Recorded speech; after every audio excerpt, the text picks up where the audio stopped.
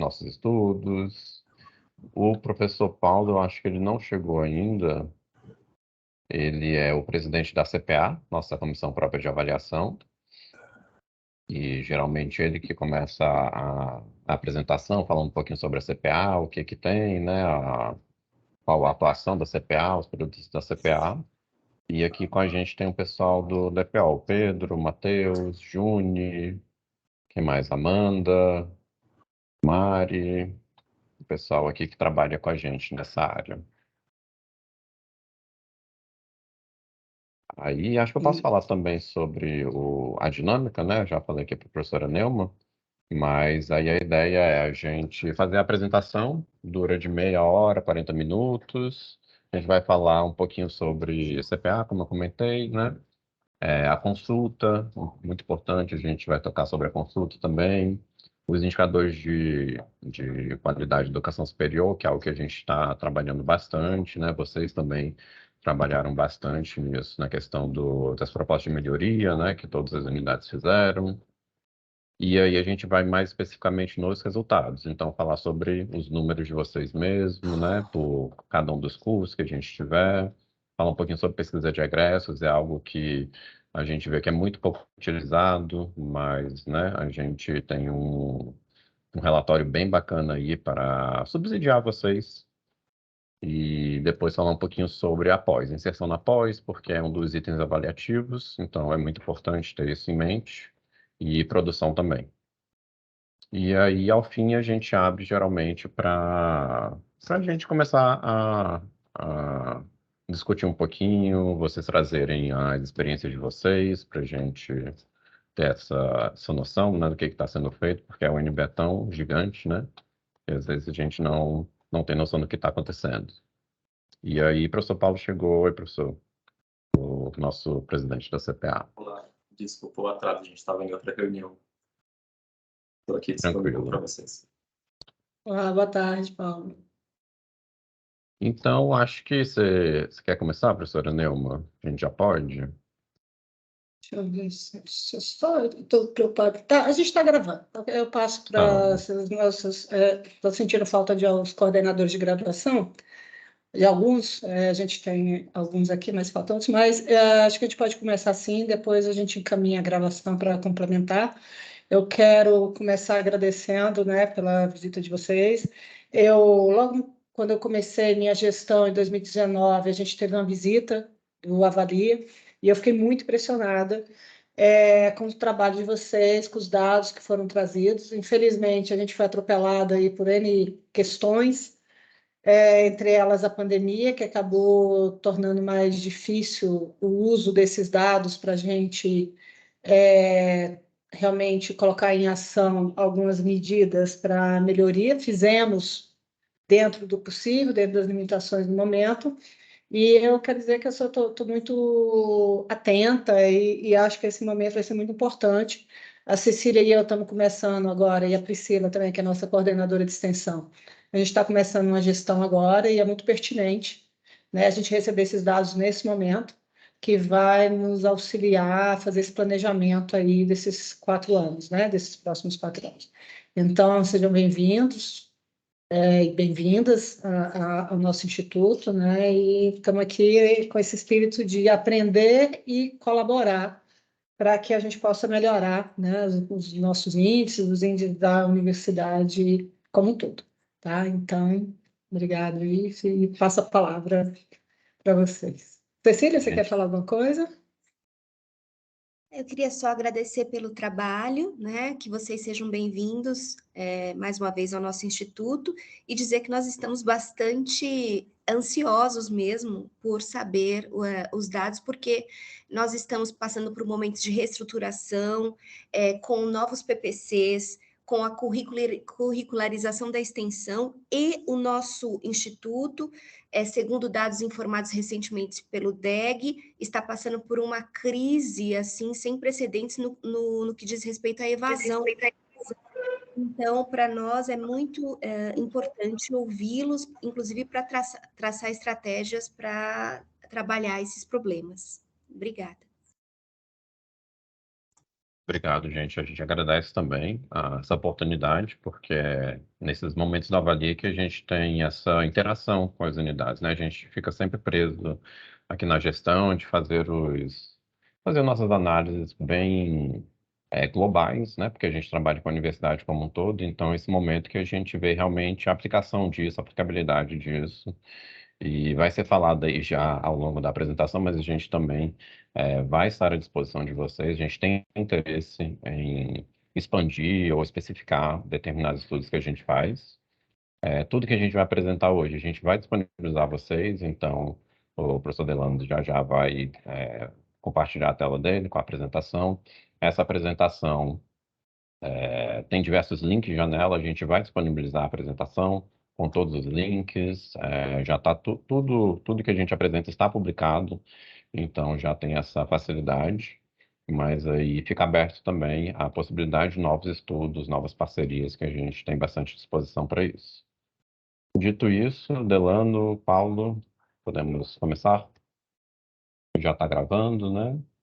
Já botou para Sim. gravar, perfeito. Tá, eu vou compartilhar minha tela então, pessoal. Muito obrigado.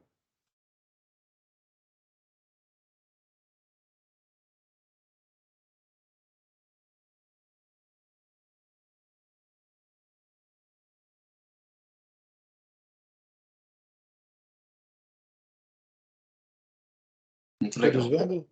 Sim, todos vendo. Obrigado, professor Delano. Queridas, queridos, é um prazer muito grande estar aqui com vocês, viu? Eu sou o professor Paulo Lima, como o Guilherme já me apresentou.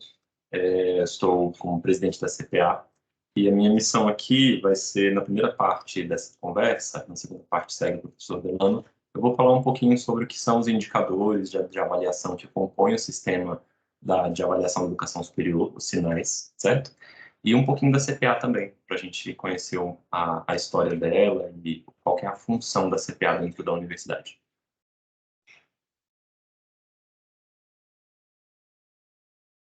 Então tá, a CPA, que é a Comissão Própria de Avaliação, na sua versão atual, ela é regulamentada pela Resolução Consune 49 de 2021, e ela tem essas atribuições que estão, certo? Então, as atribuições dizem respeito a acompanhar os processos de avaliação externa e fazer com que, talvez a principal missão da CPA seja justamente essa, de fazer com que a avaliação externa seja algo incorporado às nossas práticas e, de alguma maneira, oriente as tomadas de decisão dentro da universidade. E, para fazer isso, a gente participa do Avalia junto com o DPO, a gente realiza o relatório de autoavaliação, então tem algumas atividades que são típicas da Comissão Própria de Avaliação. Ali está a composição da CPA, como vocês podem ver, ela é uma composição bastante paritária, rigorosamente paritária. Então, existem 2 docentes, 2 técnicos, 2 representantes da sociedade civil, representantes discentes e representação institucional, que podem ser o decano, decana ou um servidor técnico responsável, designado pelo substituído. A CPA, ela, de alguma maneira, a Comissão de Avaliação Institucional na UNB existe desde 2002. Em 2004, a Comissão Própria de Avaliação é instituída pela Portaria dos Sinais, certo? Então, ela passa a existir dentro do sistema de avaliação. Em 2006, começam a ser elaborados os relatórios de autoavaliação no padrão dos Sinais. Em 2013, existe uma reformulação da CPA. Em 2021, uma nova reformulação da CPA com a composição e as atribuições atuais. Ali está o plano de autoavaliação, que venceu no ano passado, e nós estamos prestes a aprovar um novo plano de autoavaliação, onde a CPA vai se colocar algumas missões que devem ser cumpridas nos próximos 3 anos.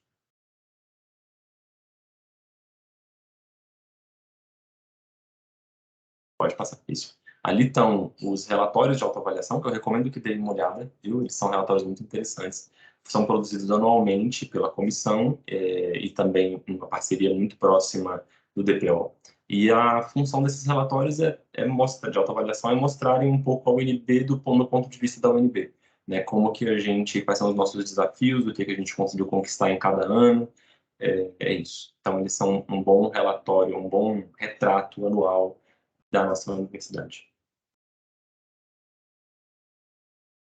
A CPA também realiza uma consulta à comunidade acadêmica, que historicamente tem algumas dificuldades, porque enfim, as pessoas vão fazer muitas coisas, é mais um formulário para preencher, poucas pessoas participam.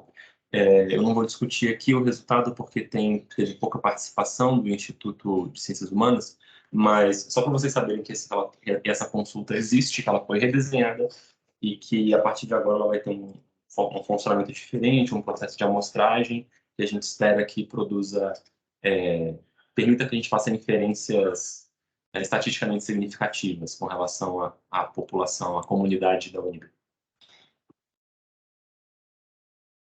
Então tá, agora vamos aos indicadores, certo? Então, a apresentação do professor Delano, que vem na sequência, que vai mostrar um pouco o que seria o perfil, a cara dos cursos oferecidos pelo Instituto de Ciências Humanas, essa apresentação está baseada nos indicadores que nós não inventamos, que são indicadores que fazem parte dos sinais. Eu vou, em primeiro lugar, apresentar o que são esses indicadores, suas definições e como eles devem ser interpretados, para que depois o professor Delano possa fazer a apresentação dele.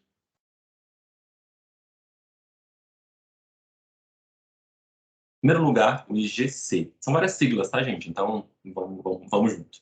IGC, Índice Geral de Cursos, é o indicador mais importante, talvez. Ele é atribuído à instituição de ensino superior. Então, quem tem IGC é a Universidade de Brasília. O IGC é atualizado anualmente. Ele é aquele indicador, ou aquele índice que aparece no jornal, que a nota do NB foi para 5, aparece notícia no Metrópole.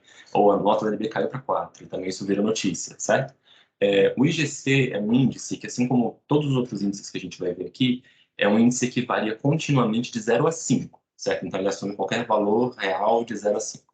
E ele é isso, assim, e ele tem uma regra de arredondamento. Então, o que vai para a mídia, o que é publicado, é um tipo de um selo, que é um número inteiro, que pode ser, no nosso caso, ou 4 ou 5, porque o IGC da Universidade de Brasília flutua na fronteira entre o 4 e o 5. Então, dependendo de como estão alguns indicadores nossos, se eles melhoram um pouquinho, a gente fica no 5. Se eles pioram um pouquinho, a gente pode cair para o 4, tá certo? E por isso vocês vão ver numa série histórica, que a nota da Universidade de Brasília sofre essas variações. Mas elas não são, é importante saber que elas nem sempre não são, e nos outros casos nem sempre são, né? Mas no nosso caso, sem dúvida, não é um grande salto, né? Então, quando vai de 4 para 5, do ponto de vista da imprensa e da mídia, é uma grande conquista. Quando cai de 5 para 4, é uma grande derrota. Mas o que na prática está acontecendo com o nosso indicador são pequenas flutuações em torno da região onde é feito o truncamento, o arredondamento, vamos chamar assim, desse valor, tá bom?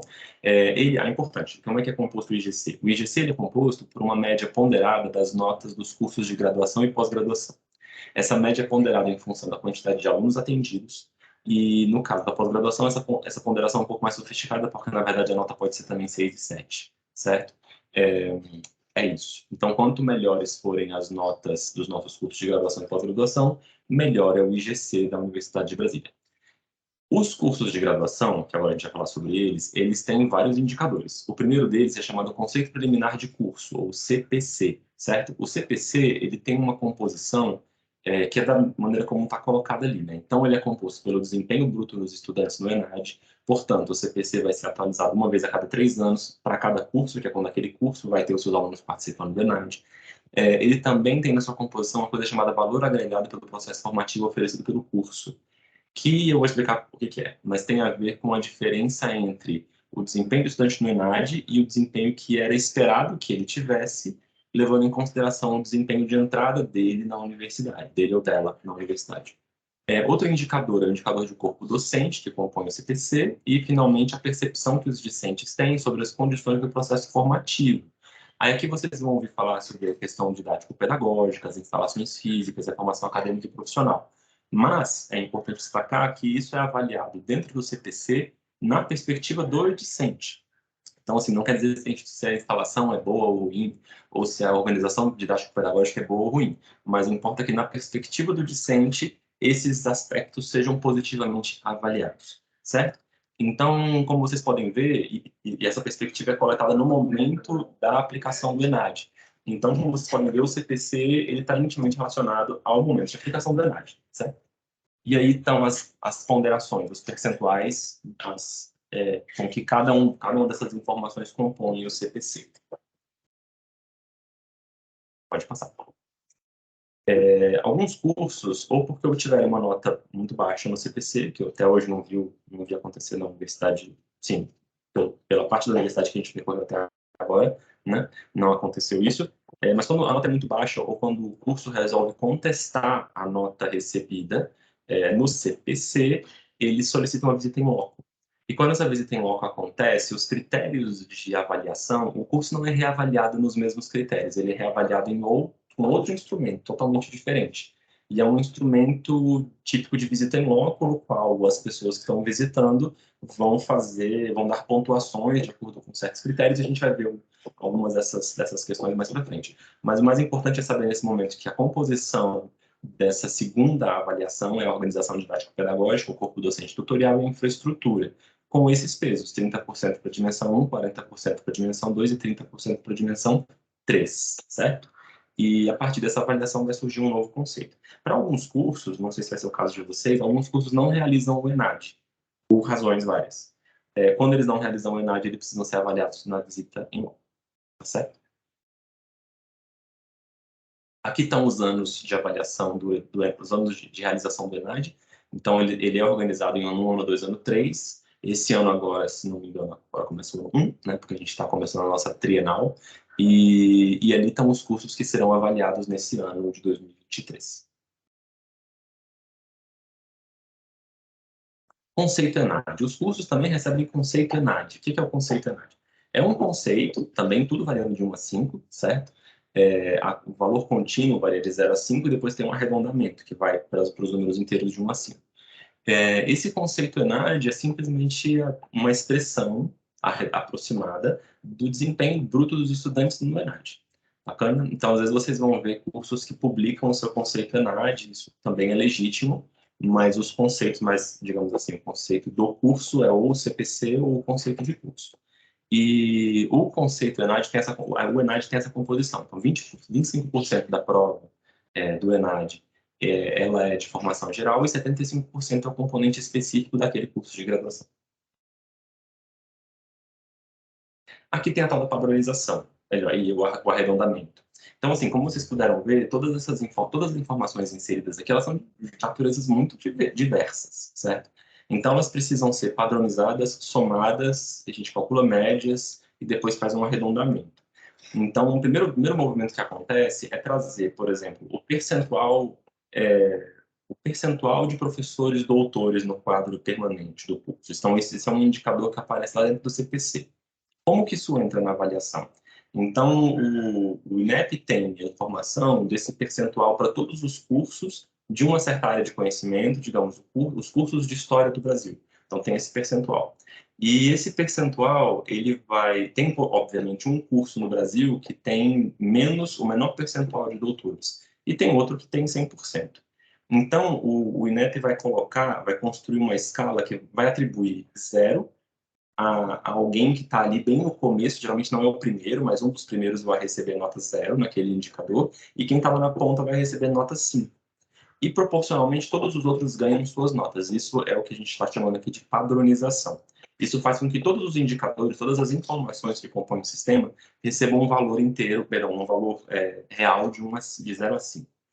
E depois que eles são somados e são feitas várias médias e médias ponderadas, todos os índices, o IGC, o CPC, o CC, o conceito ENAD, todos eles vão ter um valor contínuo. Esse valor contínuo é o que a gente vai olhar aqui na nossa avaliação, na nossa reflexão. Mas o que vai a público é o valor arredondado, que é arredondado segundo essa tabela aí, certo? Então, se o conceito de um curso contínuo ficou em 3,945, ou um pouquinho maior do que isso, ele vai receber nota 5, certo? 3,945, um pouco mais vai ganhar nota 5. Se ele ficou abaixo disso, ele vai ganhar nota 4, ou 3, ou 2, de acordo com essa tabela, tá bom? Vamos guardar essa informação, porque mais para frente a gente vai precisar dela, tá bom?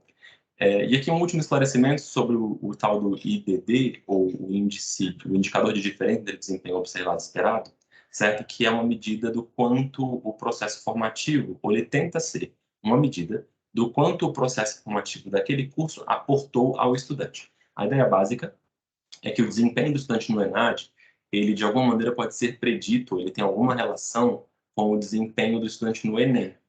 Então, como esses estudantes, de maneira geral, em grande parte, fizeram o Enem também, o INEP cruza esses dados, constrói um modelo de regressão, que é mais ou menos representado por esse gráfico que vocês estão vendo aqui, e percebe, em primeiro lugar, que existe essa associação, né? Que quando, aí imagina que aqui no eixo horizontal está a nota do Enem, no eixo vertical está a nota do estudante, dos nossos estudantes no ENAD, em cada curso, certo?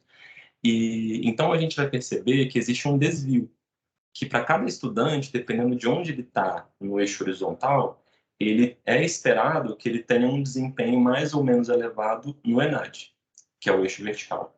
Só que o desempenho que ele ou ela teve é efetivamente um pouco maior ou um pouco menor do que esse desempenho esperado. Então, aí, nesse gráfico, a reta azul é o desempenho esperado. E o resíduo, que é esse segmento vermelho, é a diferença entre o desempenho observado e o desempenho esperado. E a soma desses resíduos todos produz o tal do IDD. O resultado disso não costuma ser bom para a Universidade de Brasília e para as grandes universidades brasileiras, porque em todos os nossos cursos é usual que, no espaço brasileiro, né, a gente recrute os estudantes com maior desempenho do Enem. Então, os nossos cursos, eles costumam estar na nuvem, aí nessa nuvem de dados, eles costumam estar deslocados para a direita, onde não tem muito espaço para crescer. Então, via de regra, o IDD dos nossos cursos de graduação é um pouco menor do que poderia ser, se o indicador fosse construído de maneira diferente. Tá certo? É isso. Dito tudo isso, acho que esse é o meu último slide. Passo a palavra para o professor Delano. É isso mesmo. Obrigado, Paulo. Bom, falar um pouco dos indicadores da unidade acadêmica de vocês, né? Primeiro, a gente justifica por que trabalha com a unidade acadêmica e não com os cursos específicos, né? Na verdade, nós produzimos um relatório no qual nós juntamos todos os dados que nós temos sobre os cursos daquela unidade acadêmica, porque a gente entende que tanto as potencialidades quanto as fragilidades do curso, elas podem ser vistas de uma maneira mais global, né? Ao invés de ver de forma individual, curso a curso, né? E isso tem se mostrado consistente ao longo das unidades acadêmicas. Parece que é interessante mesmo observar dessa forma. Então, vamos ver como fica no caso de vocês. Bom, aqui estão os cursos, né, que nós temos cadastrados no EMEC de vocês. Geografia, Filosofia, História e Serviço Social, com as suas habilitações, licenciatura, bacharelado, né, com as notas de CPC, ENAD, ICC e IDD. No caso, é só para a gente mostrar um pouco sobre o que o Paulo falou, né? Então, segundo os dados que estão no EMEC agora, o CPC dos cursos do ICH, de forma geral, são CPCs 4, tá certo? E os CCs, que são os resultados das visitas em loco, variam de 3, 4 a 5, né? Então, nós temos aí uma variação. A maioria dos cursos sendo 4, alguns cursos, 2 cursos sendo 3, e apenas um curso sendo 5. 2 cursos sendo 5, perdão, serviço social. Ainda não temos os dados desse ano, né? Ainda não foram divulgados, mas temos apenas parte desses dados, tá? Que aí só saiu o IDD por enquanto. Chamando a atenção um pouquinho para a ENAD, como o Paulo falou, a gente tem aí um espaço do ENAD, o qual é a percepção dos estudantes sobre o seu processo formativo, né? Que corresponde a 15% da nota do ENAD, né? do CPC. Que no caso da gente, como a gente está variando sempre próximo dos números de 3, 4, 5, esses 15% podem ser significativos. E mais do que isso, eu tenho uma possibilidade de acompanhar essa percepção dos estudantes ao longo do tempo. Se eu me programar juntamente com o meu NDE ou colegiado de graduação, alguns desses quesitos são colocados nesse questionário, podem ser acompanhados ao longo do tempo com os estudantes e esclarecendo alguns pontos que são importantes. Então, de forma geral, é do item 27 até o item 68.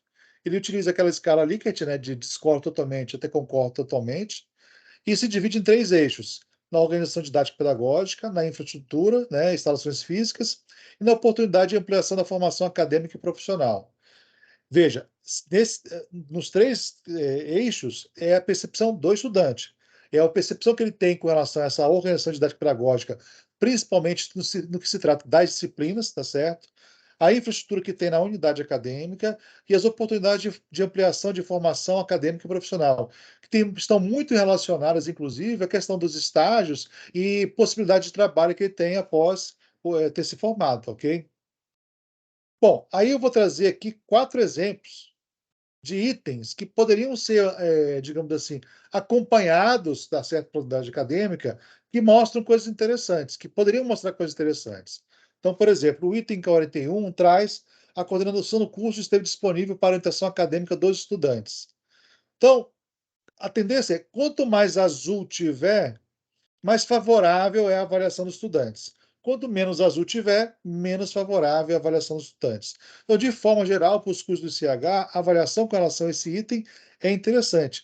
O que não acontece em muitos cursos da universidade, tá certo? Em muitos cursos, esse item é um item meio problemático, porque em muitos estudantes, principalmente quando tem muito curso noturno, os estudantes têm uma avaliação negativa da disponibilidade, porque na visão deles, na percepção deles, o coordenador deveria estar disponível o tempo todo, né, na coordenação do curso. Quando a gente sabe, né, quem já for coordenador sabe disso, a gente não tem o tempo todo, porque tem as outras atividades como professor.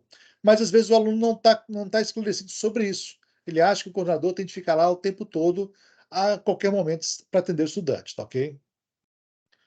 O item 29 fala sobre as metodologias de ensino. Então, ele traz metodologias de ensino utilizadas no curso desafiaram você a aprofundar conhecimentos e desenvolver competências reflexivas.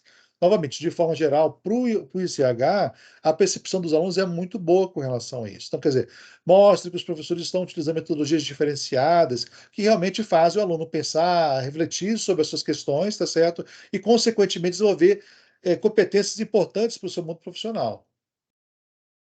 No item 40, foram oferecidas oportunidades para os estudantes superarem dificuldades relacionadas ao processo de formação. Novamente, tem uma tendência, tá certo, ao A mais azul. Eu tenho diferenças entre cursos, e a gente sempre procura as diferenças quando elas são significativas entre o curso que tem a sua correspondência, a licenciatura e bacharelado, tá certo? E aí depois, com calma, se quiser olhar os dados, aqui é uma apresentação um pouco mais rápida, pode olhar dado a dado, a gente vai produzir um relatório depois com todos os itens, mostrando como que está a distribuição para cada curso. Esse item ficou repetido. Bom, e aí a gente passa para o CPC, né? Então, o CPC, nós pegamos aí o dado histórico, a gente não tem ainda o recente, porque não foi divulgado, então nós temos 2014 e 2017. Então, como a gente já falou, eu tenho uma tendência aos cursos terem o CPC nota 4, né, na faixa nota 4. Então, inclusive, com uma variação interessante, percebe-se que tem um progresso dos cursos. Né? Por exemplo, História, eu saio de 2, vou para 4. Sai de 3, vou para 4, né? Bacharelado e licenciatura. Então, tem esses avanços acontecendo. Então, isso é bem interessante, tá ok? Agora, na percepção do estudante, o que faltaria para chegar a esses 5, né? Então, esse eu acho que é o ponto que a gente pode estar avançando, porque muitas vezes pode ser uma questão de percepção ou pode ser uma questão de desempenho deles. Mas a gente tem de analisar com calma para decompor esses dois fatores e perceber aonde que os cursos de graduação, as coordenações do INDE, podem, de repente, auxiliar os seus alunos para que a gente possa chegar num conceito 5 dos cursos, ok? Bom, aí a gente traz alguns dados sobre indicadores de fluxo, né?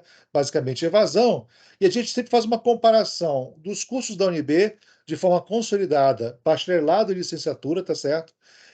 Presenciais, e faço uma comparação desses cursos com outras unidades acadêmicas, na verdade, outras instituições acadêmicas federais. A gente só faz a comparação com as federais públicas.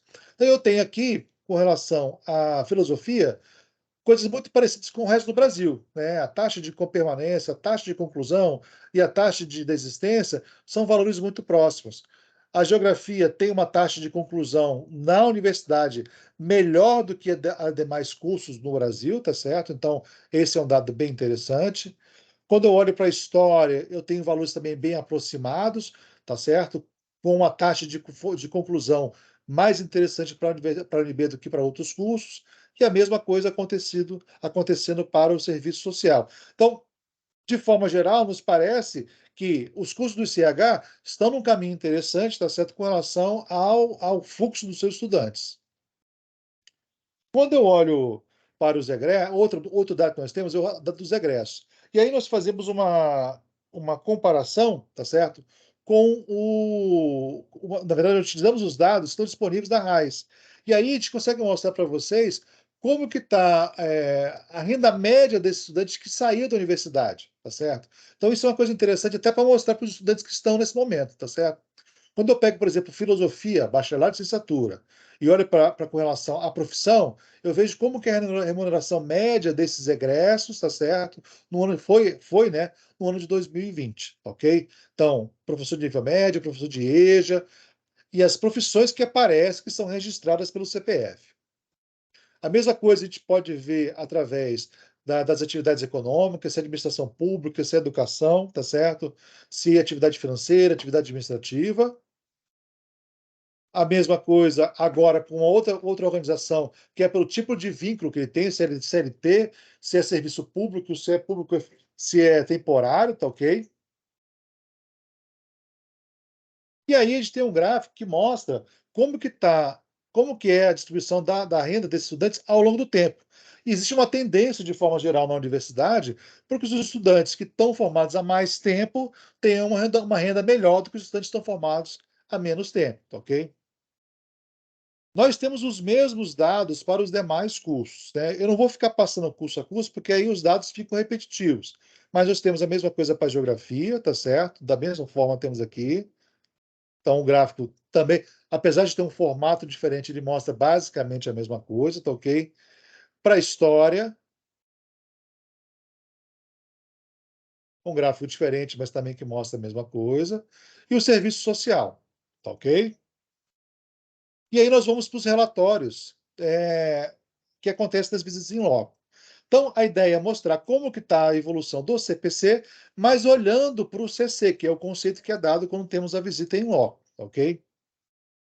Então, para o curso de História Bacharelado, que a visita foi em 2015, tá ok? Nós temos aí um conceito 3, né? Um conceito de visita 3. Aí a gente olha para as 3 dimensões que estão presentes: a organização didático-pedagógica, o corpo docente e a infraestrutura. Então, quando eu olho para a organização didático-pedagógica, que é basicamente o PPC do curso, eu vejo que tem conceitos 2, conceitos 3, conceitos 4 e apenas um conceito 5. E a nota é 3,4. Quando eu olho para o corpo docente, chama um pouco a atenção, porque, de forma geral, quando olhamos para o corpo docente nos demais cursos, a nota geralmente é de 4 a 5. E aqui, nesse caso, foi 3,5. Então, tem conceito 1 e conceito 3. Depois a gente pode discutir com detalhe por que isso talvez tenha acontecido. Da infraestrutura, é uma nota que geralmente a universidade teve dificuldade, principalmente com as visitas que aconteceram antes de 2018, tá certo? Pela própria característica que a universidade tinha ainda, tá certo? Depois disso foi feita uma série de reformas e, consequentemente, as notas tiveram uma boa melhora, tá ok? E aí o conceito final foi o conceito 3. Quando eu vou para História e Licenciatura, a gente até checou esse dado. Quando eu olho bacharelado, o conceito 3. Mas quando eu olho para a licenciatura, o conceito é 5. De forma geral, esses conceitos são muito próximos, mas aqui aconteceu uma diferença. O PPC da licenciatura, 2013, tá certo? Então a visita foi em 2013. É um PPC que teve notas boas, tá? De 3 a 5. O corpo docente acontece de forma geral na universidade, o conceito 4,2. E a infraestrutura foi uma infraestrutura considerada boa. O que nos chama atenção, e aí talvez se tivermos algum coordenador que participou desses processos, o que aconteceu em 2015, 2013, chama atenção, porque geralmente a visita mais velha é que tem uma nota pior. Mas nesse caso foi o que aconteceu diferente. Em muitos cursos que tem o bacharelado e a licenciatura, quando a nota de PPC diverge, tem muito a ver com a atualização que os PPCs de licenciatura sofrem em recorrência. E os PPCs de bacharelado, às vezes, não sofrem a mesma atualização. Então, geralmente, as licenciaturas têm uma tendência a ter o PPC mais bem avaliado do que cursos de bacharelados, quando tem a correspondência licenciatura e bacharelado. Não sei se foi o que aconteceu aqui. Só quem é da casa pode nos dizer isso aí, ok? Para geografia, eu tenho o conceito 4, tá certo? Então, eu tenho lá a organização de unidade pedagógica com 3,5, corpo docente com nota 4,4, que é o padrão, e 3,6 para infraestrutura. Então, nota conceito 4, conceito bom. Podemos avançar? Talvez se eu avançasse um pouco mais com relação ao PPC, um pouco mais com a infraestrutura, eu teria avanço. Como a visita foi em 2014, possivelmente muitos dos problemas identificados já tenham sido sanados. Na licenciatura também, conceito 4, com notas muito parecidas, tá certo? Então, aí, tá vendo? A correspondência aconteceu, Uma visita foi as duas foram em 2014, tá certo? Então, corresponde àquilo que eu estava falando, de forma geral, a uma tendência serem próximas essas notas. Da filosofia, eu tenho um conceito final 4, que poderia ser um 5, né? Porque é 4.1, 4.5 e 4.3, né? Então, talvez por um pequeno detalhe, não foi um conceito 5 aqui. E essa visita foi em 2013, né? Notas muito boas, que ficou bem próximo de um 5. Na licenciatura eu tenho conceito 3. E aí, né, a visita foi as duas foram em 2013, chama atenção esse conceito. Quando eu olho para as notas, eu tenho de avaliar o que chamou essa nota mais para baixo, né? A infraestrutura sempre chama um pouquinho, mas eu tenho conceitos baixos acontecendo também no corpo docente, tá certo? E na organização didática pedagógica. Filosofia bacharelado e filosofia bacharelado, tá certo? Conceito 4, com notas interessantes. Serviço social, conceito 4. Uma pena pela infraestrutura, porque possivelmente, se a infraestrutura na época fosse melhor, seria um conceito 5, tá certo? Porque essa visita foi em 2013. No bacharelado, foi o conceito 5, né? Olha só. Na visita, na licenciatura, é diurno noturno, perdão, é diurno noturno. No diurno, eu tenho 4.7, 5 e 3.7. No noturno, eu tenho 4.7, 4.9, 4.3. Então, o que pesou aqui foi a infraestrutura. Chama atenção pela diferença, um foi 2013 e 2014. Possivelmente tivemos um avanço aí na infraestrutura no curso de serviço social, tá ok?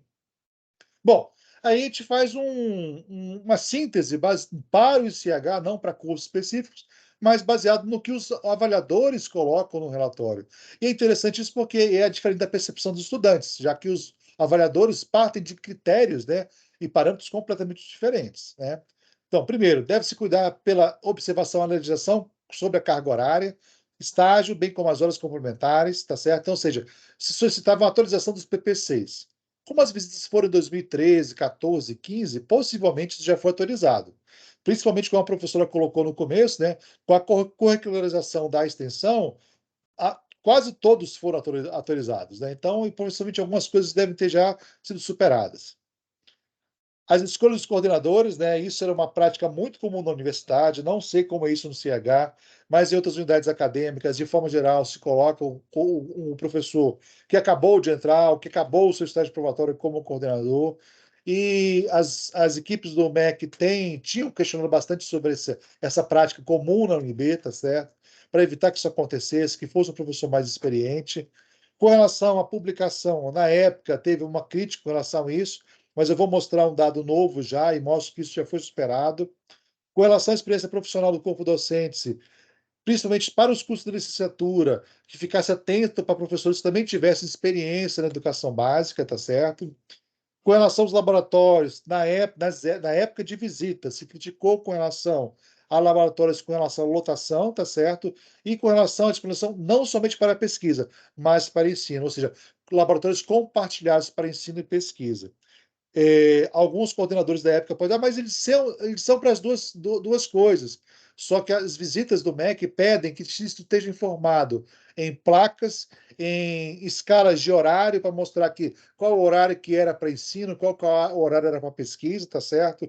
São adequações que devem ter sido feitas já, possivelmente.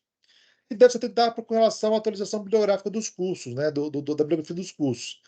Isso agora é uma tarefa do NDE, na verdade. Antigamente, quem fazia isso era com uma visita na biblioteca. Agora é o NDE que vai referendar se a bibliografia está adequada e na quantidade certa para cada curso, tá certo? E na época da visita, 2013, 14, 15, fez-se uma questão de discussão sobre os NDEs, de que forma que eles estavam sendo constituídos. Mas eu imagino que isso já tenha sido superado pelo tempo que aconteceram essas visitas, tá ok? Aqui nós trazemos uns dados com relação à pós-graduação. A gente tem uma preocupação muito grande com a inserção de professores da pós-graduação, porque isso tem a ver com a produção acadêmica, com pesquisa, com iniciação científica e várias outras questões que são avaliadas em vários indicadores de qualidade do ensino superior. No caso de vocês, nós conseguimos aqui na Sucupira de 2019, tá certo?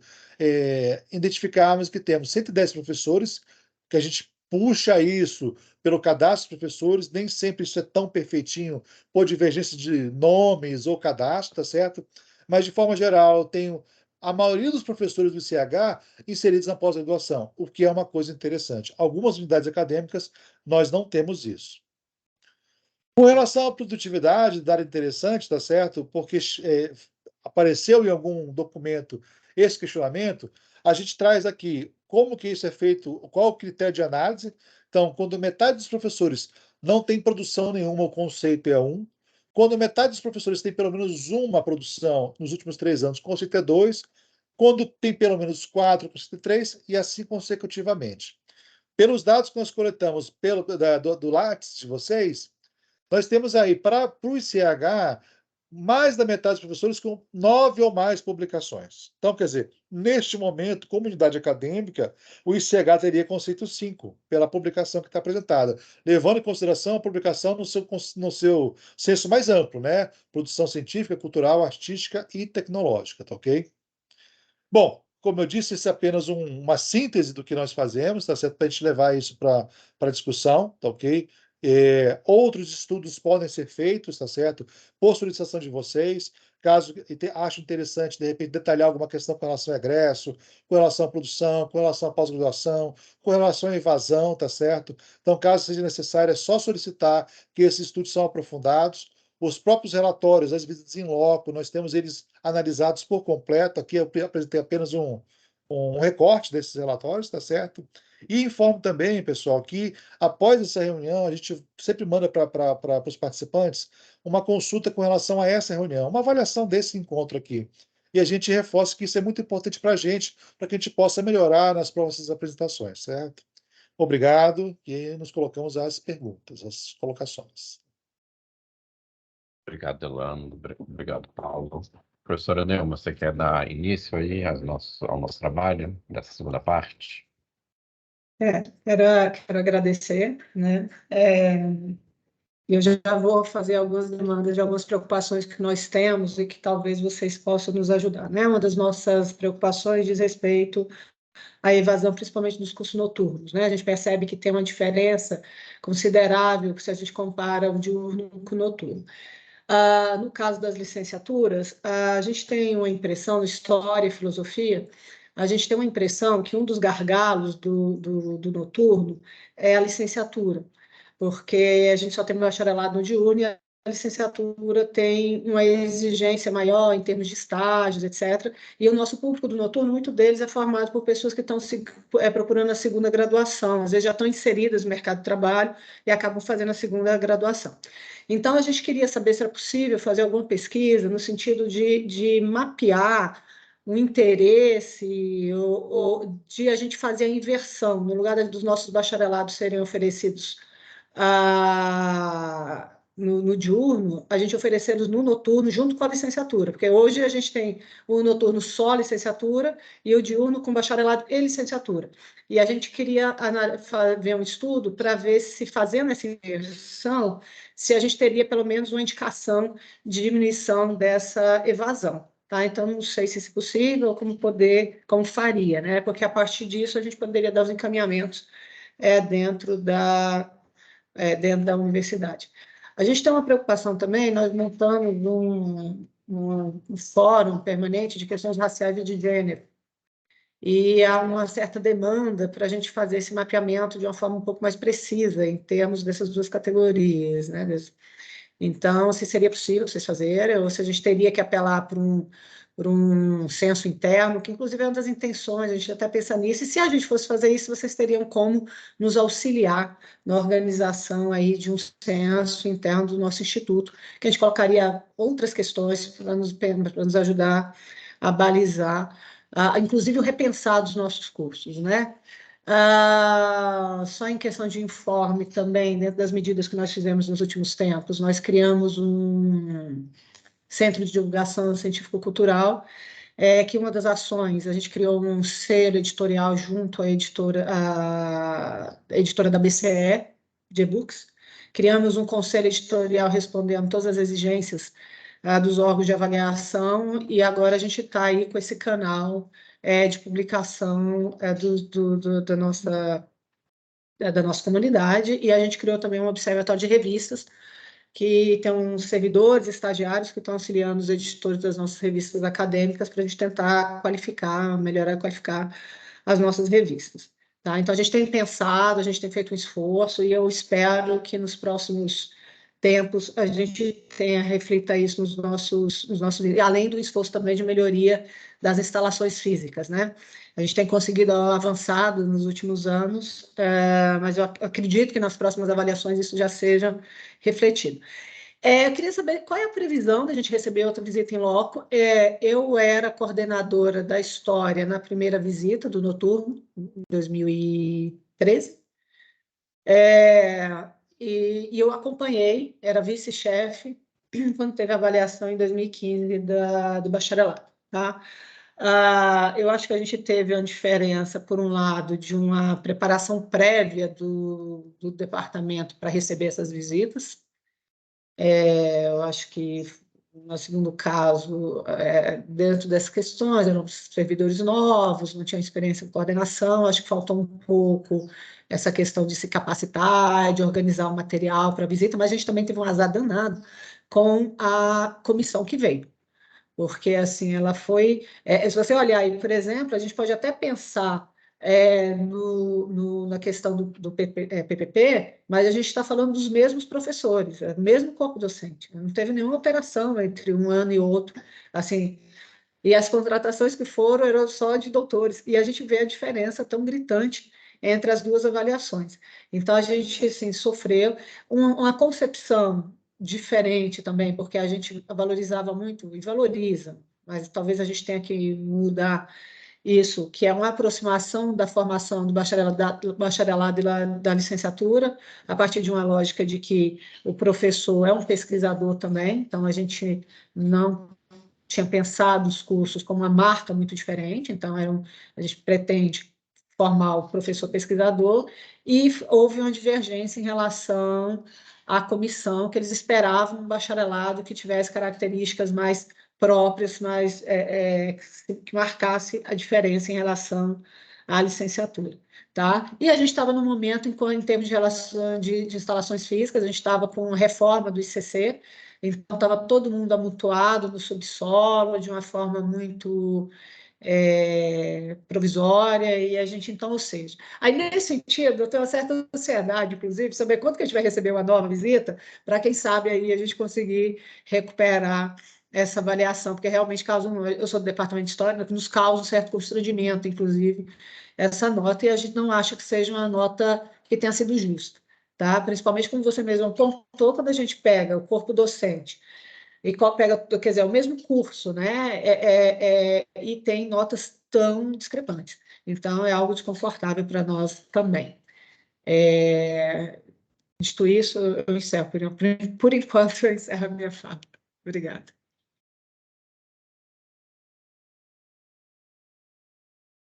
Posso só pontuar algumas coisas que a professora falou? Posso, Guilherme? Diga. Bom, professora, com relação à pesquisa com seus estudantes, com relação à mudança de turno, é interessante, tá certo? A gente passou, eu sou da FUP, nós passamos por isso em alguns cursos da FUP de mudança de turno, tá certo? E aí nós fizemos uma consulta aos estudantes, tá certo? E é bem interessante fazer, e como vocês querem olhar por segmento, tá certo? Pode ser, tem que fazer uma coisa um pouquinho mais detalhada mesmo, e a DAI pode auxiliar nesse processo da construção desse instrumento, tá certo? A gente pode depois marcar uma hora para conversarmos. Tenho certeza que o professor Paulo também se interessa por esse assunto, vai querer ajudar também, tá? E a gente pode pensar num instrumento que auxilie esse levantamento e vocês possam tomar uma decisão acertada com a comunidade acadêmica de vocês. Eu acho que a gente é parceiro para esse processo, tá certo? Com relação à avaliação em loco, professora, o curso pode provocar uma avaliação, ele pode solicitar que venha uma nova visita, tá certo? Justamente para, não para rever essa nota, mas para fazer uma avaliação agora com as condições atuais, né? Então, acho que é um pouco disso. Eu concordo que a nota foi muito baixa, conhecendo o trabalho de vocês, e eu acho que não merece. Acho que a nota tem que ser maior mesmo, e acho que provocação, acho que nós temos o professor Euler aqui do DEG, talvez ele possa ajudar a gente aqui nisso, que ele pode ver como que é feito esse processo para que seja provocada uma visita, mas o curso pode solicitar. Alguns cursos da UNB já solicitaram essa visita para rever notas do que são dados no CPC. E aí pediu visita para mostrar que o curso era um curso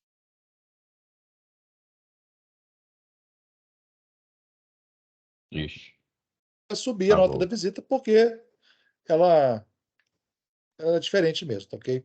É isso.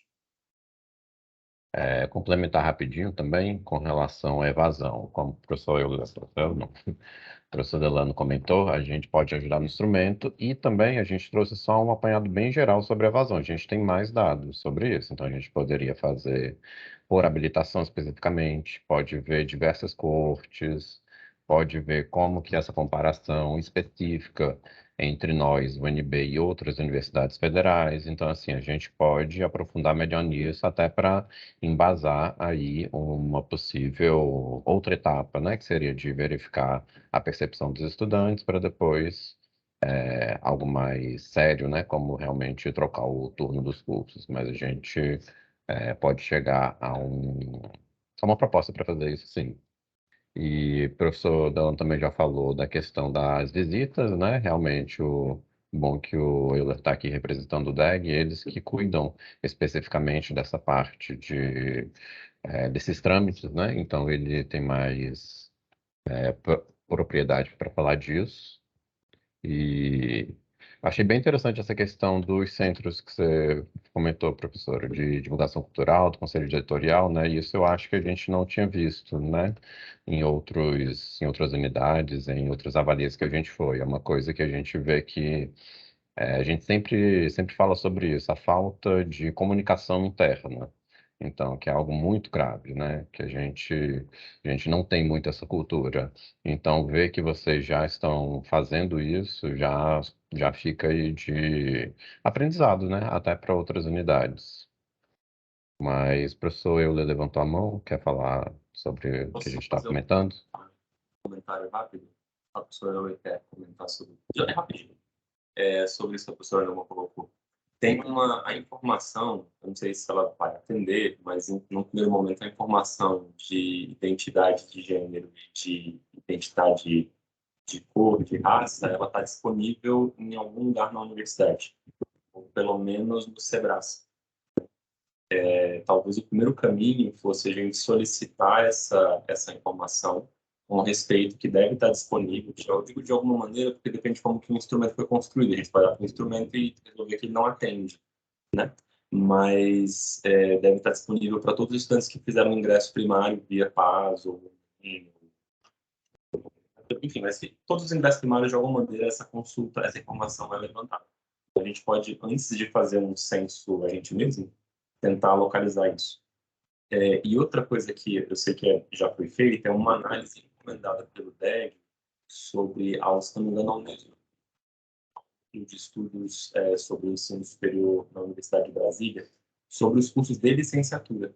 E das perguntas que eles responderam é exatamente essa, uma simulação de cenário sobre o posicionamento dos cursos noturnos ou diurnos de licenciatura. O relatório dele estava para ser entregue há coisa de um mês atrás. A gente pode localizar isso. Então, se me mandar um e-mail, eu vou atrás dos colegas que estavam responsáveis por isso. Desculpa. Seu relatório já foi publicado e encaminho para vocês.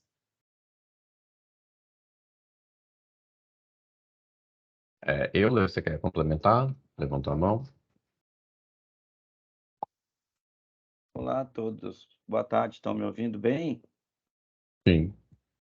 Legal, eu quero né, começar agradecendo a oportunidade, o Avalia sempre é muito bom e é muito satisfatório a gente ver que todo mundo fala a mesma língua, né, na preocupação em melhorar os cursos. Não apenas melhorar o indicador como algo abstrato, mas melhorar a realidade objetiva da universidade e dos estudantes, né? Não adianta nada a gente melhorar um número apenas, a gente quer melhorar a situação, melhorar o curso, melhorar a universidade, melhorar a vida dos servidores, dos professores e dos alunos, né? Então, nesses pontos, o DEG, a primeira ponto, a questão da solicitação da visita, né? A visita em loco, ela acontece em várias etapas. Você tem primeiro 2 formulários online que você preenche, aí depois você tem a visita, e aí, professora Neuma, a gente não tem uma questão de previsão. É impossível, o Ministério ele não trabalha assim. Você, depois que o seu formulário da segunda etapa ele é encerrado, o seu curso ele fica apto. Agora, quando essa aptidão vai se transformar em uma visita, isso é vedado a nós. Isso depende de orçamento, isso depende de convergência de data entre os avaliadores. Então, a gente é simplesmente comunicado que, geralmente, num prazo de 15 dias a contar daquela comunicação, o curso será passado por uma visita. Geralmente, a coisa vem nesses termos, certo? O que a gente tem é, eventualmente, algum motivo de reagendamento por questões muito específicas. Por exemplo, se essa visita cai no período de recesso do calendário letivo, a gente pode pedir a postergação, porque parte da visita é entrevista com professores e com alunos. Então, como não fora no período de férias, como não tem aluno, e geralmente é quando os professores também tiram férias, você consegue esse adiamento. Mas esse é um adiamento que é geralmente a posteriori. A gente pede o adiamento depois que a visita foi comunicada, a princípio, né? Então, realmente, em termos de previsão, a gente não tem um calendário. A gente tem, ao menos, somente a previsão dos cursos aptos. É o máximo que a gente chega, tá? Quanto à questão de solicitar uma nova visita, isso pode ser feito, o quarto momento, o quarto ato dessa situação é justamente a avaliação dos avaliadores. Então, você, ao término da visita, você pode, nós, como instituição, dizer que não concordamos com como é que os avaliadores foram feitos e a gente pode pedir uma nova visita. Então, se você não faz isso naquele instante, pedir uma nova visita é um motivo de abertura de um processo. Olha, Mac, eu gostaria de uma visita.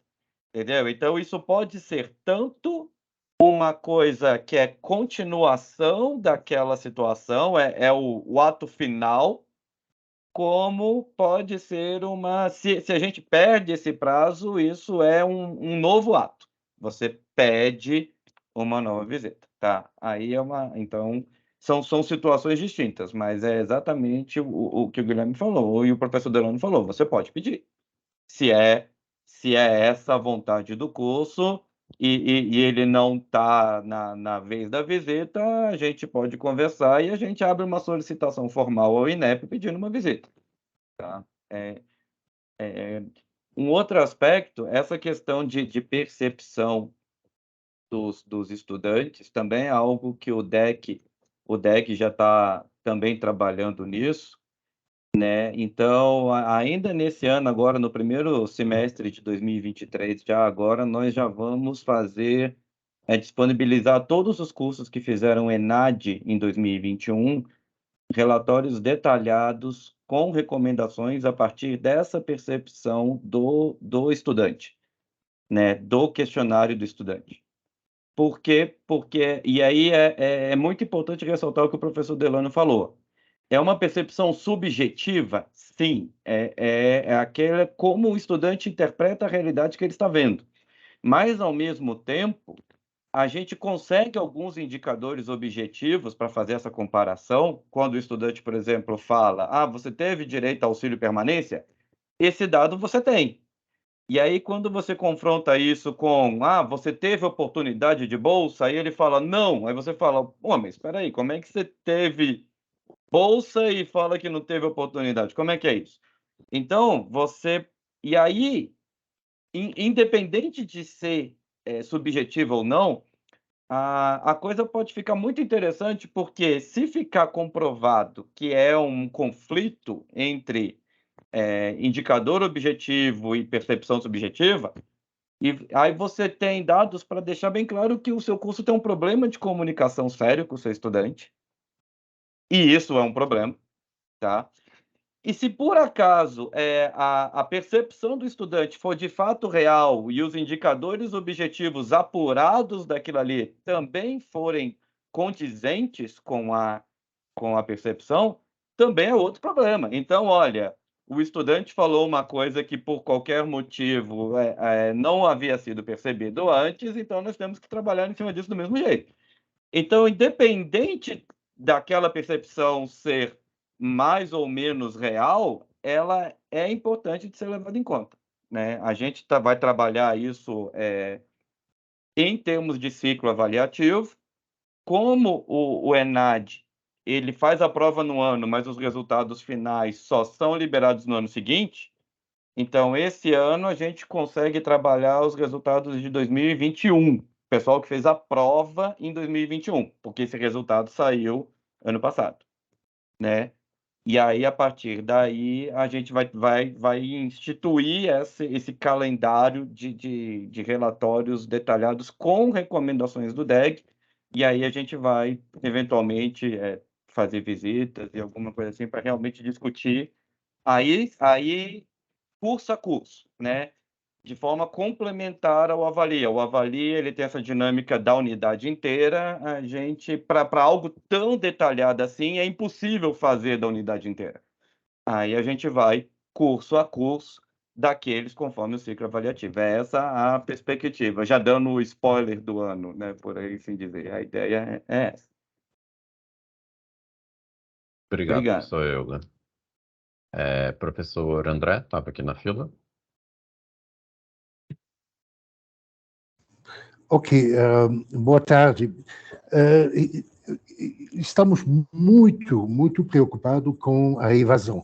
A professora Neuma tratou um pouco da questão para a história e mencionou filosofia. Ao olhar os números que vocês apresentaram, bom, faz bem deixar de olhar para o umbigo e olhar para os outros cursos a nível nacional para ver como está. E parece que estamos na mesma tendência. Todos os cursos de filosofia do resto do país também estão sofrendo com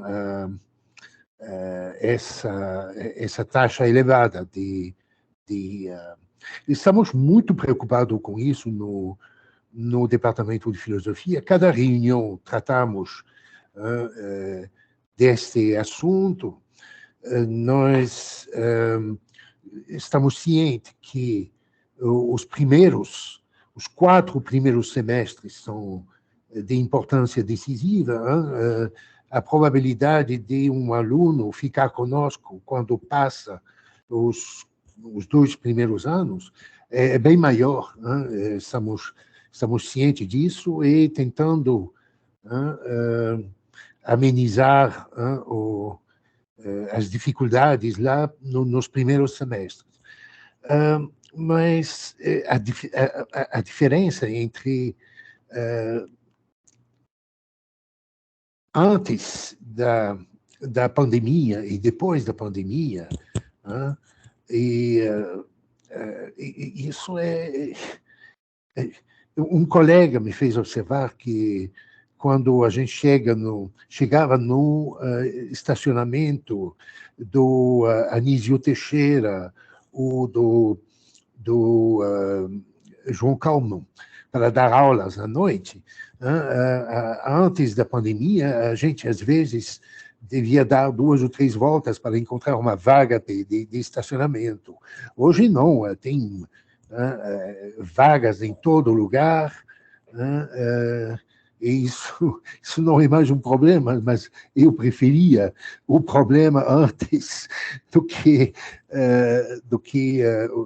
enfrentar esse esvaziamento da universidade. Bom, isso certamente não é só problema da filosofia, mas a gente percebe dessa maneira a amplitude do problema. E tem o governo fascista, que nos últimos 4 anos não fez absolutamente nada para valorizar o ensino, a educação em geral, e particularmente as ciências humanas, a filosofia, apanharam muito. Bom, eu espero que isso é página virada, mas vocês que trabalham com números, estatísticas, tendências,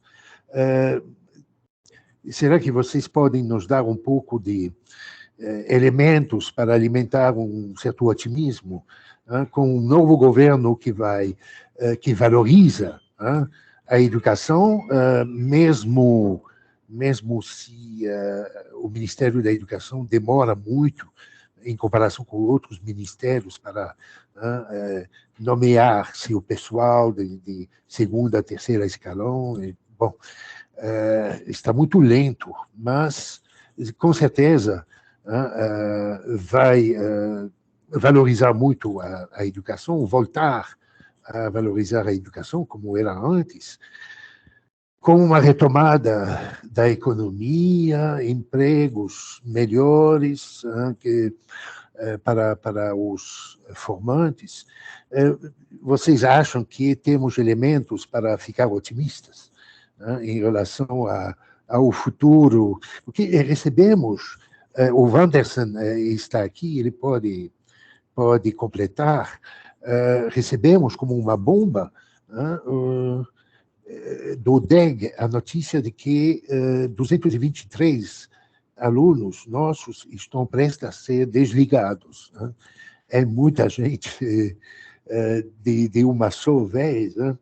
E, então, a gente procura se agarrar a alguma coisa para não afundar. Então, eu gostaria de ouvir vocês sobre isso, sobre as perspectivas, porque estamos virando uma página muito negativa em relação à educação de modo geral. Ok, obrigado. O professor Euler levantou a mão. Eu queria, assim, só contextualizar esses dados do DEG, professor André, até para dizer que, em muitos aspectos, o que a gente passou pode ser pensado como uma tempestade perfeita, né? Porque a gente teve dificuldades governamentais e tivemos dificuldades sanitárias. E o que aconteceu foi que a adaptação do ensino remoto foi feita da melhor forma que foi possível fazer, mas isso é algo que não é uma adaptação simples assim, por melhor boa vontade que tenha de ambas as partes. Então, o que esses dados, na verdade, têm que ser ditos, professor André, é que eles são dados que é esse ajuste à situação que aconteceu. Porque o que aconteceu foi que, durante o ensino remoto, muitos alunos optaram por não fazer matéria nenhuma, porque não estavam se considerando aptos, por qualquer motivo, a conseguir dar continuidade ao seu curso remotamente. E aí a UNB tem muito claro que você passar 2 semestres sem a matrícula nenhuma configura abandono, certo? E aí o que aconteceu foi que, enquanto o semestre era remoto, esse período não foi contabilizado, mas a partir do semestre virou presencial, essa normativa não teve por que mais ser desconsiderada. Então, o que está acontecendo é realmente um saneamento, que não é algo novo, inédito no sentido de que aconteceu alguma coisa. Não, professor, são fatos que para todos os efeitos, em algum momento nesses anos, o aluno já abandonou o curso, percebe? Não foi agora, neste semestre, que aconteceu. Não. O que aconteceu é uma acumulação de um período de vários semestres, que o único momento que foi possível contabilizar foi agora. Então, essa contabilização ficou muito alta por conta desse acúmulo. É um acúmulo, exatamente. Então, todo semestre os alunos são desligados, mas, na verdade, o que você tem que encarar isso, que não é o desligamento deste semestre, é de pelo menos 2, 3, 4 semestres acumulados que não foram desligados. Tá? Então, assim, é chocante, mas a gente tem que contextualizar isso no seu devido coisa, para justamente a gente ter algo se aferrar, por assim dizer, exatamente, certo? Então, assim, precisa ser trabalhado, mas isso não é um semestre típico, professor. Fique tranquilo e podemos continuar trabalhando, que essas situações agora é o rescaldo das águas passadas, tá certo? Eu só queria tentar tranquilizá-lo. De novo, agradeço. O outro motivo de preocupação é os ingressos através do Enem e do PAS, é bem baixo também, né? Então, esperamos que isso vai melhorar em breve, né? Ok, muito obrigado. Foi bom ouvir o professor Euler. Obrigado, professor. Professora Maria Cecília? Bom, eu queria agradecer esse trabalho, que eu imagino que deve ter dado muito, muito trabalho de fato, e que vai ser uma luz para nós, não é? No sentido de elaboração de novas estratégias, novas políticas mesmo. Então, agradeço imensamente. Gostaria apenas de esclarecimentos quanto à qualidade dos dados. Eu não sou especialista, certo? Então, vocês, por favor, me desculpem se o que eu falar for despropositado, mas, primeiro, as visitas, muitas delas ocorridas há 10 anos, né? Quase 10 anos, os dados dos estudantes que foram ouvidos, pelo que foi rápido, não pode ser que eu tenha me equivocado, mas parece um número ínfimo de estudantes que foram ouvidos, né? O ICH, o ISHE, tem atualmente muito mais de 2.000 estudantes, e parece que na pesquisa foram tabulados dados de apenas 40 e poucos estudantes, né? Então, tendo em vista, então, esse grande lapso temporal, né? E ainda, como foi aqui já dito, né, a pandemia, que mudou completamente as nossas relações, a crise econômica, não é? Um empobrecimento a olhos vistos, que também impactou demais o nosso corpo discente, né? Eu queria saber, de fato, se esses resultados, né, eles, de fato, eles vão nos guiar, ou se a gente tem que ver esses resultados com grano salis, como se diz, né, com algum cuidado, né? Eu queria também perguntar, né, tendo em vista esse momento único que nós estamos passando com reestruturação dos PPCs nas graduações, né, altas taxas de evasão, queria saber se a CPA poderia propor um documento. Eu não quero dar mais trabalho para vocês, por favor, vocês não vão gostar de mim depois disso, mas assim, algumas diretrizes, talvez, que os departamentos devam seguir, né? Justamente a fim de obedecer aquilo que depois nos será cobrado nas graduações. Por quê? Por que digo isso, professores? Porque, sobretudo agora, né, os nossos departamentos têm muitos docentes jovens, né? Então, muitos de nós estamos tentando fazer o nosso melhor, mas não temos esse conhecimento de causa que vocês nos fornecem. Então, seria apenas um apelo. Eu sei que vocês já devem ter trabalho demais, né? Mas talvez algumas coisas muito simples e básicas que nós pudéssemos verificar, não é? a fim de que nossos cursos não fossem penalizados mais à frente como diretriz, como recomendação e nunca como uma imposição, claro, né? Mas a fim de que nossos cursos não sejam penalizados depois, né? Me pareceu também, da exposição de vocês, que o NDE surge como uma instância muito forte, não é? Que deve mediar e estabelecer também estratégias para o curso.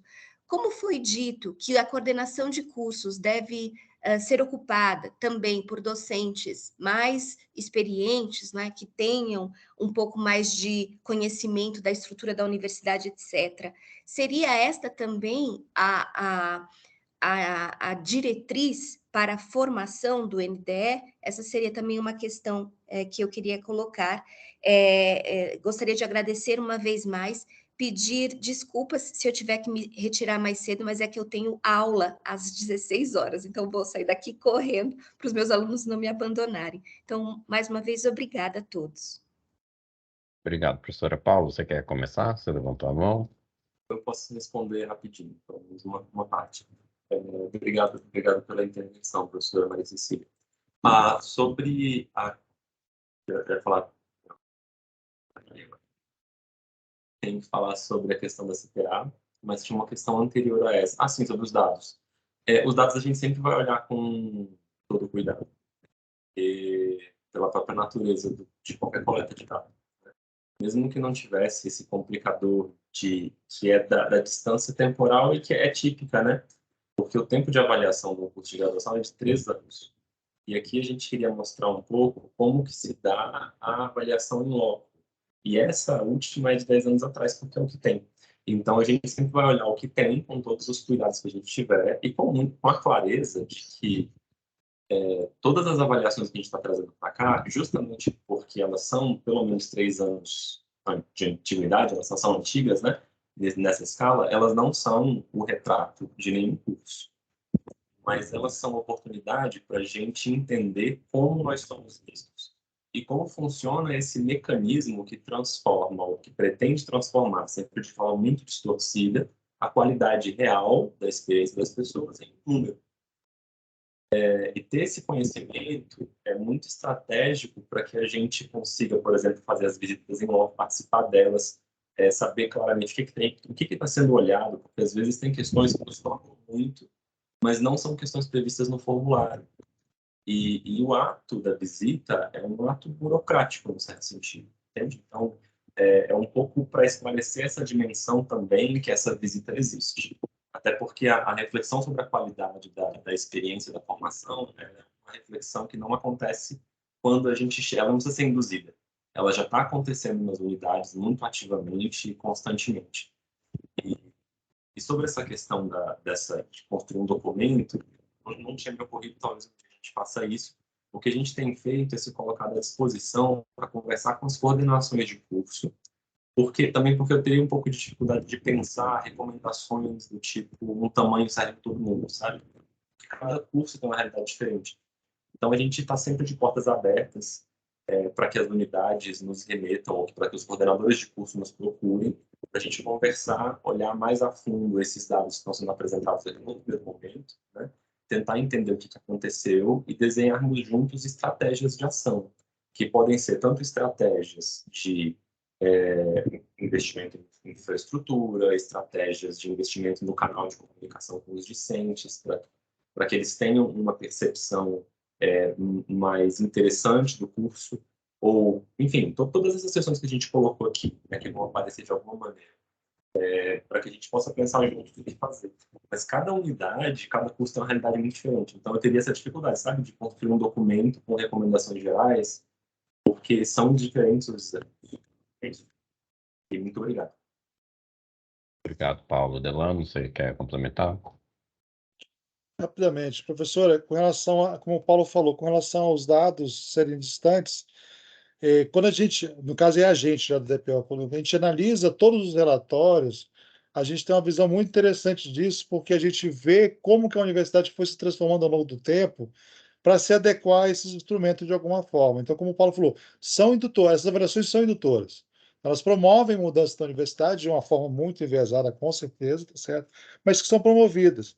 Então, às vezes, a gente destaca pontos que a gente já viu em outro, quando a gente traz para cá, a gente destaca pontos que nós já vimos em outras unidades que tiveram movimento já sobre isso. Então, já é uma leitura da leitura, na verdade, porque a gente já traz assim, esses pontos aqui, a gente vê que a gente consegue mexer. Porque tem pontos que a gente não consegue mexer muito, é muito difícil, né? Por exemplo, um ponto que a gente parece bobo, mas que a gente consegue mexer. Contratação de novos professores. Se a partir desse momento eu me preocupar com isso, os próximos já não terão esse problema, né?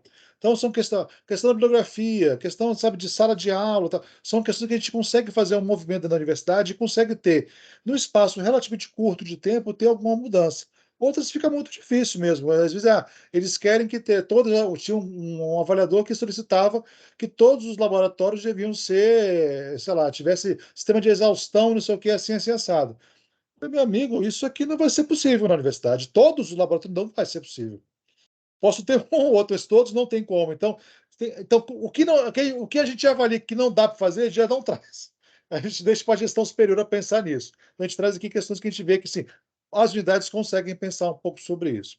Sobre a questão do documento que o Paulo falou, deve ter um trabalho já com o PPC, se eu não me engano, né? Já tem um trabalho com os PPCs de adaptação dos PPCs, de atualização dos PPCs dos cursos, mas uma ação que tem sido muito interessante em outras unidades acadêmicas são a constituição de pequenas comissões de avaliação própria dentro da unidade acadêmica.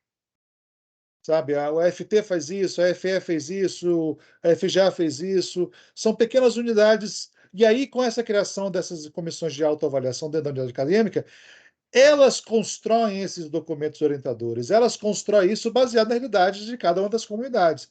Então, assim, digamos assim, experiências bem exitosas. A gente está gostando de ver isso quando a gente vai na unidade e vê isso acontecendo, porque a gente, quando fala as coisas, ó, mas isso nós já estamos fazendo aqui, já estão atacando vários problemas.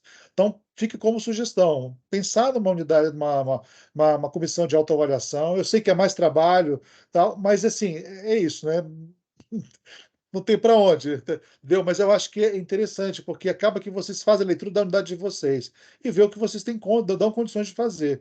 Então, é a sugestão que eu teria para essa situação.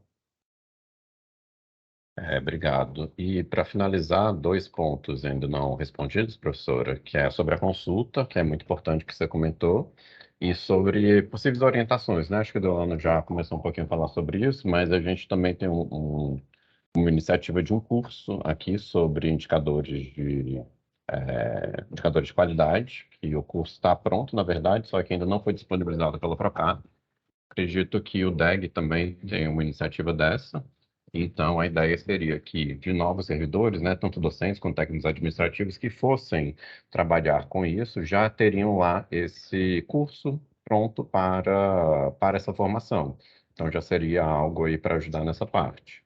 E sobre a consulta, infelizmente, a gente tem esse problema com todas as unidades, de baixa resposta, né? É um instrumento bem bacana que a gente tem para a nossa autoavaliação, mas o retorno, né, de respostas é muito baixo. Então, até esse ano, a gente resolveu mudar, porque a gente sempre tentou alcançar a população toda, né, a comunidade universitária toda, mas a gente nunca teve muito sucesso com relação a isso. Vide o caso do ICH, que tem, né, pouquíssimas respostas em todas as áreas, né, de discente, docente ou técnico. Então, esse ano a gente mudou, tem até, deixa eu enviar aqui a notícia para todo mundo ficar ciente, que a gente está fazendo uma amostragem probabilística. Então, a ideia é capturar quase o mesmo número que a gente estava capturando, mas aí agora a gente vai conseguir ter uma robustez do resultado, né? Vão ser poucos por cada unidade, da mesma forma, só que aí são poucos representativos da população da universidade comunitária. E aí, então, alguns foram sorteados, então por isso que a gente pede que o pessoal fique atento ao e-mail, porque é uma coisa institucional, então precisa do login institucional. Se você tivesse sido sorteado, vai estar lá o link. Rapidinho, 10, 15 minutinhos, você consegue finalizar. Esse ano a gente também teve todo um trabalho para validar, chamamos experts, né, aqui da universidade mesmo, para nos ajudar na validação do instrumento.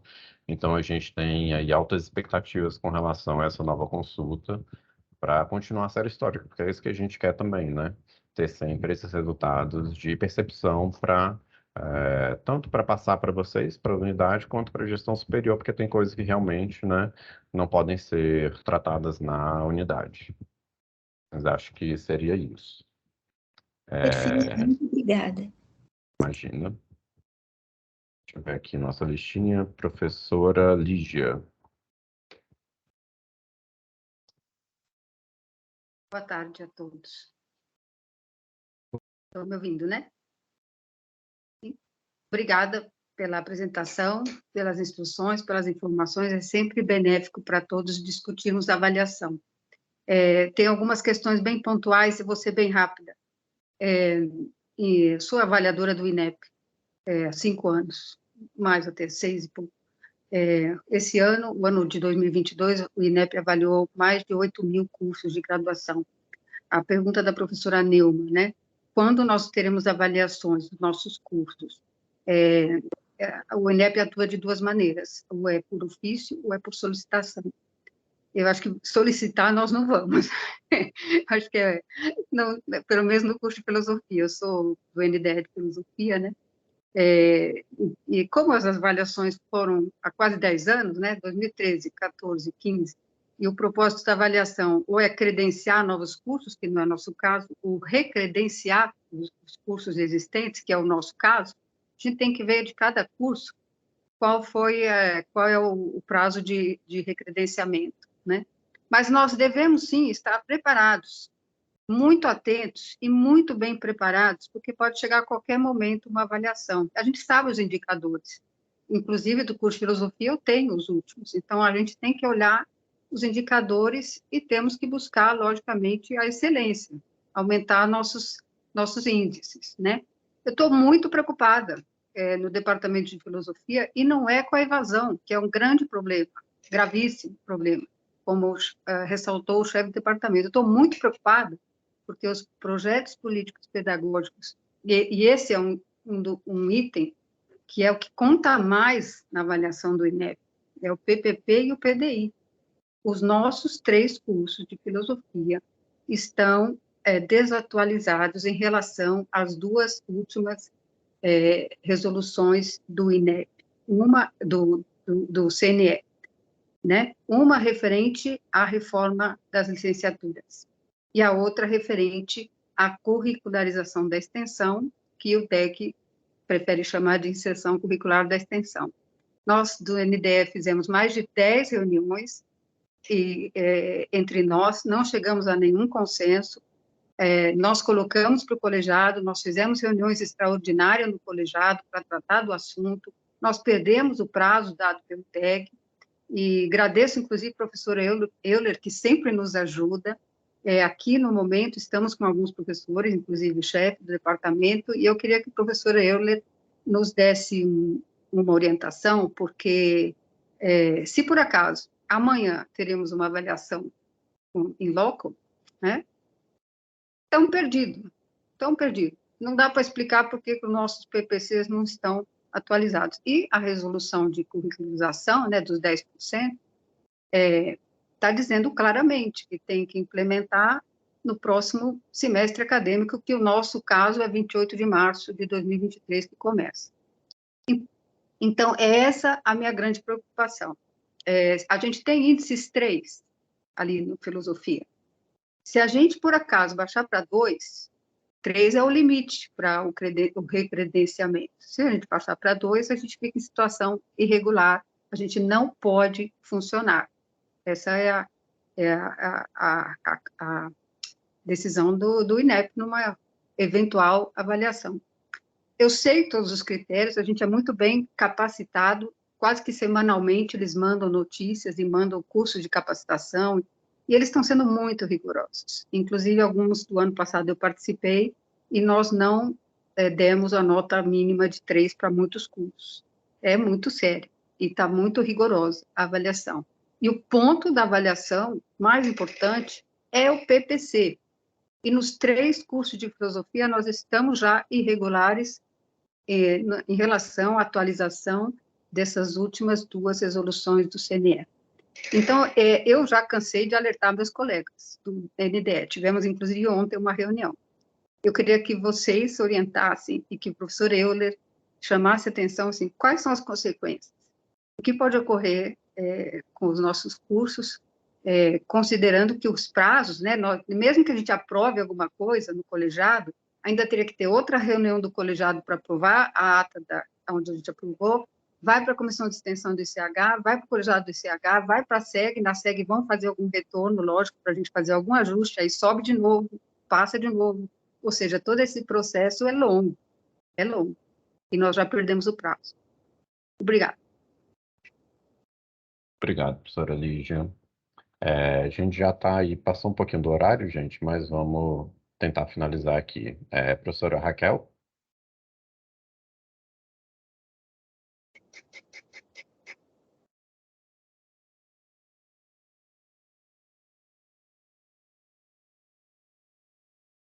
Você está com o fone. Oi. Também no sentido que tinham falado outros colegas antes de mim, em relação ao quanto esses dados, né, fornecidos pelo processo de avaliação podem ajudar num planejamento futuro, né?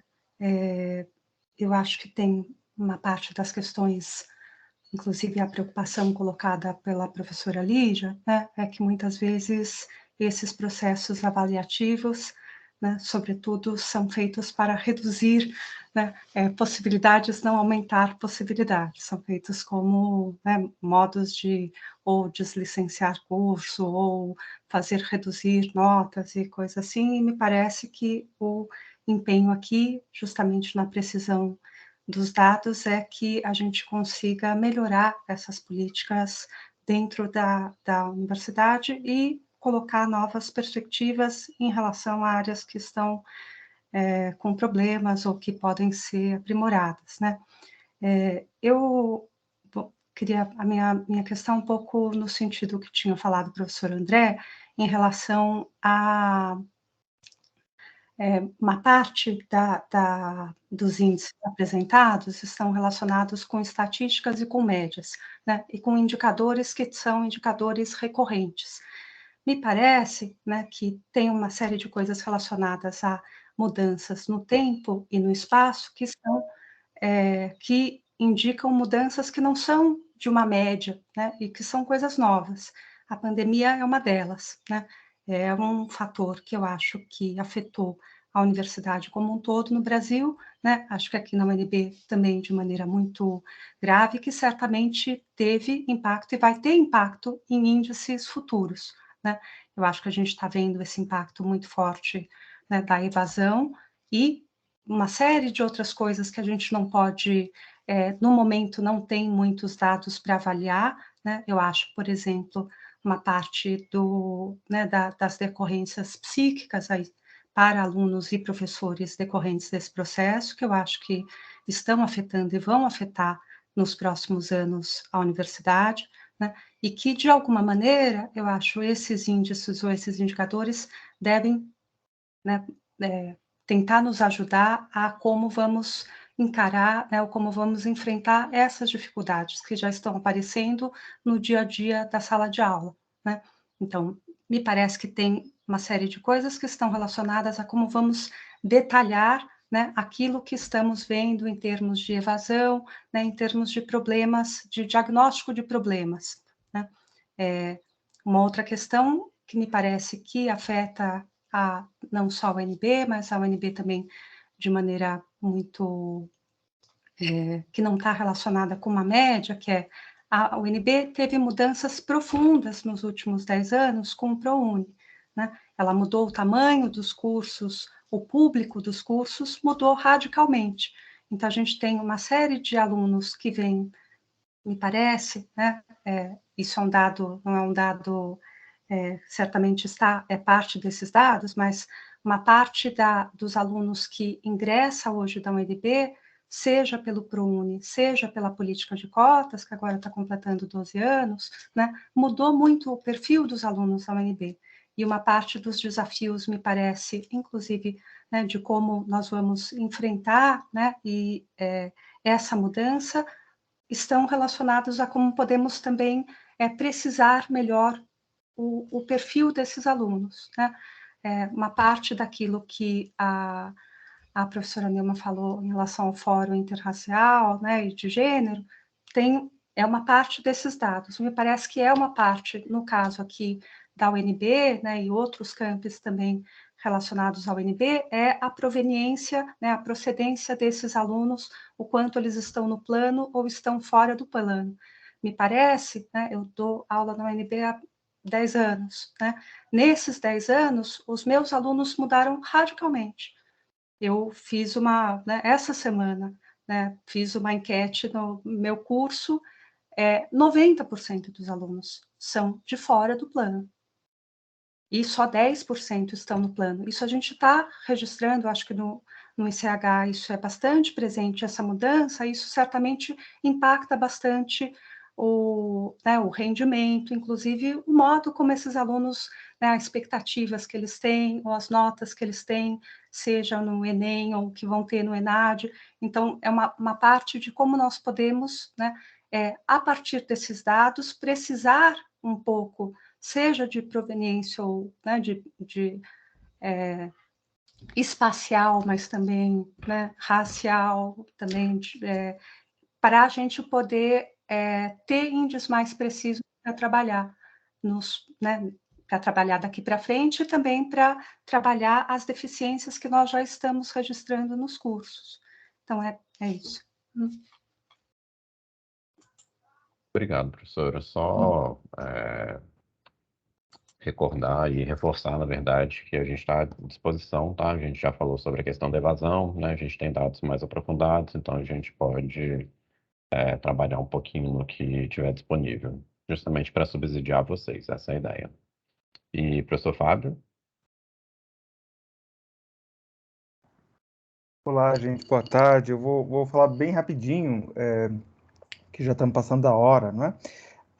Eu só queria dar, né, vamos dizer assim, contribuindo, né, para que os colegas já disseram, só queria dar talvez uma sugestão que talvez seja inócua, porque vocês já talvez implementaram isso em algum momento. Talvez nessa consulta, né, que vocês enviam aos docentes, vocês disseram que não houve uma resposta muito grande. A minha questão é o seguinte, porque todas as avaliações que vocês nos apresentaram, né, também por dispositivo legal e tal, estão lidando sempre com a relação, né, o custo com os seus estudantes, né, ou seja, sempre essa relação de quem fornece o serviço com os, vamos dizer assim, os consumidores imediatos, né, desse serviço.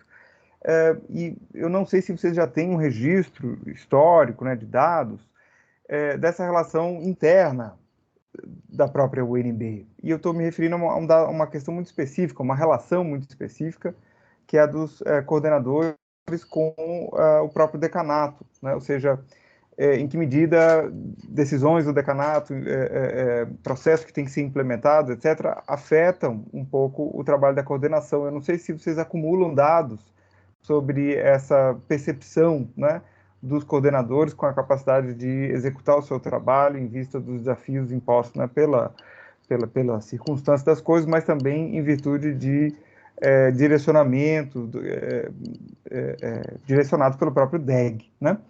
Então, eu não sei se isso pode ser uma sugestão interessante, mas é porque é um dado que foi chamado a atenção e que com o qual eu me identifico, né? Ou seja, coordenadores muito jovens que mal saído do estágio probatório já são coordenadores. De fato, né? Eu acho que isso é uma questão bastante importante a se pensar, mas a experiência que eu tive nesse 1 ano e meio já de coordenação é que talvez nenhum docente, nem novo, nem velho, teria qualificação mínima para acompanhar a quantidade de alterações e alterações radicais do sistema e etc., que foram direcionadas pelo decanato, né? Então, eu acho que a situação é tão complicada que não adianta você ser velho de casa, que eu acho que talvez isso poderia até dificultar ainda mais em virtude do fato da tecnologia, né? O trabalho da coordenação hoje virou, né, preencher coisas do SIGA, etc. Então, assim, acho que isso é uma questão muito importante de ser avaliada também, essa relação interna, né, especialmente dos coordenadores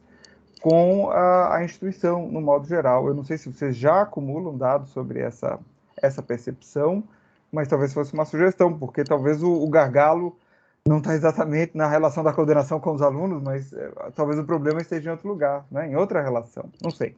Só uma sugestão assim, bem ampla, né? Desculpa se eu estou tomando o tempo né, de todos aqui.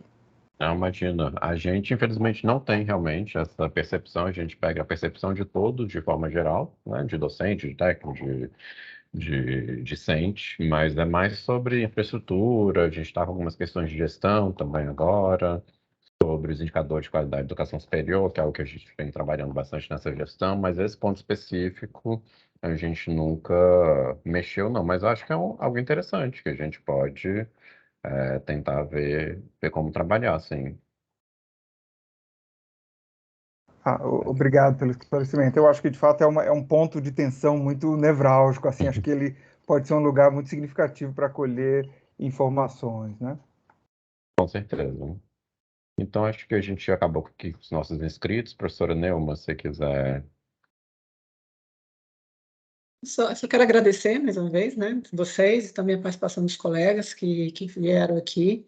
Lembrando que eu vou esperar o link de vocês. Eu estava até fuçando aqui o site para ver se eu achava onde que estava disponibilizado esses relatórios mais pormenorizados. Se for possível, vocês encaminharem os links para a gente, que aí a gente faz uma distribuição interna. Certamente, assim, dessa conversa, algumas ideias acho que já surgiram para a gente propor dentro do Instituto. Acho que a criação de uma comissão de autoavaliação é algo que é muito pertinente, que vai de encontro com outras ansiedades da nossa parte, né? A gente teve a experiência um pouco falando, Paulo, a gente criou um GT sobre questões raciais e gênero no Instituto, e aí esse GT usou dados do SEBRASP, tá? A gente fez a solicitação, conseguimos do SEBRASP, conseguimos do DGP, conseguimos de vários lugares. Tem um relatório bastante robusto, feito a partir desses dados, mas aí a comissão, o GT, sentiu falta de dados mais refinados, e aí daí a ideia da gente criar um censo interno para a gente pensar nosso instituto aí com mais precisão, tá? Mas a gente fez uso, sim, foram ricos. A partir daí, o GT fez uma série de proposições, alguns deles já foram efetivados no nosso instituto, com ações que eu acho que, volto a dizer, acho que vão se refletir, porque é uma preocupação muito grande, né, no acolhimento desses nossos alunos e alunas, de a proposição de ações que vão de encontro a essas ansiedades, essas novas realidades, mas que a gente está começando agora também, né? Mas acho que para o futuro a gente vai ter encontro. Mas é justamente esse pedido aí de algo mais refinado, veio já do tratamento dos dados, dos relatórios apresentados pelo SEBRASP, tá? Mas a gente está fazendo dever de casa, mas como volto a dizer, essa conversa foi, né, acho que abriram algumas ideias, algumas possibilidades. Vamos sentar, pensar, e vamos procurá-los. Isso pode ter certeza, porque realmente a gente está nesse esforço aí de tentar essa melhoria, que não é só questão de número, nessa questão de dados. A gente realmente está buscando uma melhoria da nossa comunidade, das condições de trabalho, da formação, a extensão como que a gente está sendo obrigado a pensar, não só a extensão em si, mas como inserir essa extensão nos nossos currículos, o que não é fácil, né? E a gente tá nesse esforço, mas é isso, agradeço e vamos bater nas portas de vocês. E pediria o link, então, tá? Ou aqui, ou não sei se você já colocou, ou Eu aqui, botei aqui do ou a partir de site, e-mail. Tá, isso, mas aí a gente vai consolidar tudo, a apresentação, os links, tudo bonitinho, tanto por e-mail, que a gente vai enviar para todo mundo, né, da unidade, quanto por SEI também. E ok. aí Muito ficamos à obrigada. disposição.